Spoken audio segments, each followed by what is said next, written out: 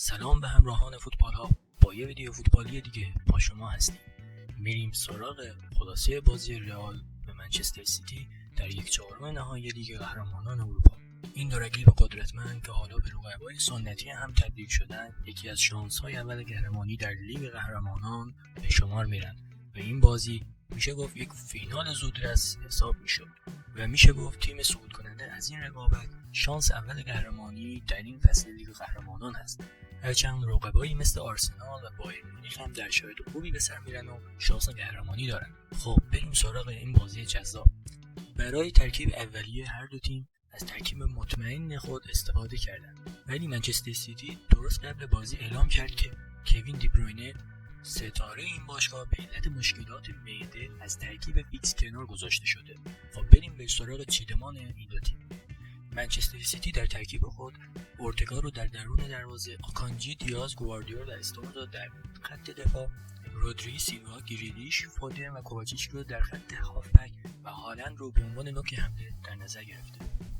در اون طرف رئال مادرید لونین رو در درون دروازه، شومنی، رودریگر، مندی، کارواخال رو در خط دفاع، کاماوینگا، کروس، والورده و بیلینگهام رو در خط هافبک و وینیسیوس رودریگو رو در خط حمله به کار گرفته. در نیمه اول همون دقایق اول برناردو سیلوا از یک موقعیت کاشته گل میزنه و 1-0 بازی به سود سیتی جلو میفته. این در حالیه که رئال مادرید در شوک فرو میره و این به خاطر خطای شومنی و کارت زرد اون و گل زود هنگام سیتی به این تیم بود.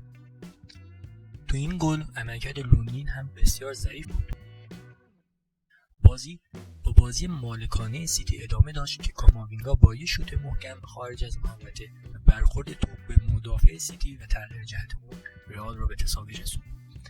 بعد این گل رئال به خودش اومد و فشار رو روی سیتی افزایش داد و در یک ضد حمله برقاسا و پاس استثنایی وینیسیوس به رودریگو تونست گل دوم و بعد چند دقیقه از گل اول به ثمر برسونه.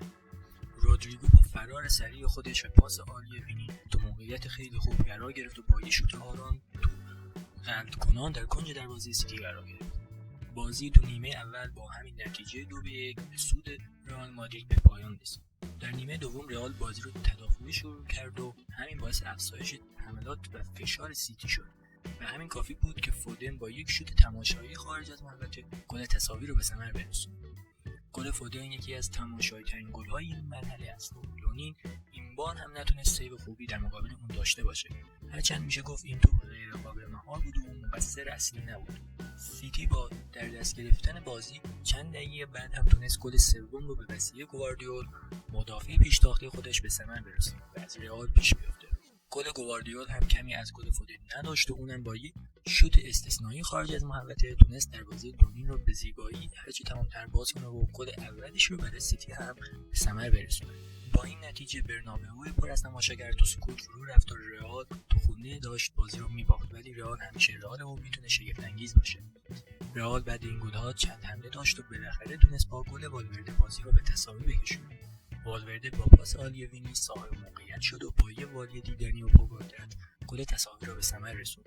چند موقعیت برای هر دو تیم تو ادامه بازی به وجود اومد ولی نتونستن گلی به ثمر برسونن و بازی با همین نتیجه 3-3 پایان یافت. از نکاتی که تو این بازی بود، باز هم بازی بد هالند بود که نتونست عملکرد قابل قبولی داشته باشه و به طور کامل توسط رودریگر مدافع رئال مهار شده. میشه گفت تو نیمه دوم و نیمه مربیان گواردیولا بازی رو از آنجلوتی برد، چون تاکتیک شوت‌های خارج از محوطه بازی باخته رو به تساوی کشوند و حتی برای مقطعی اونا رو جلو انداخت. این نتیجه برای رئال نتیجه خوبی نبود، چون تو بازی برگشت مقابل سیتی و تو ورزشگاه اتحاد شرط خیلی سختی برای پیروزی دارد. ولی این لیگ قهرمانان و پادشاه اون رئال مادرید، باید ببینیم چه اتفاقات جذابی خواهد افتاد. ممنون که تا اینجای ویدیو همراه من بودید. لایک و سابسکرایب یادتون نره. تا یه ویدیو دیگه، خدا نگهدار.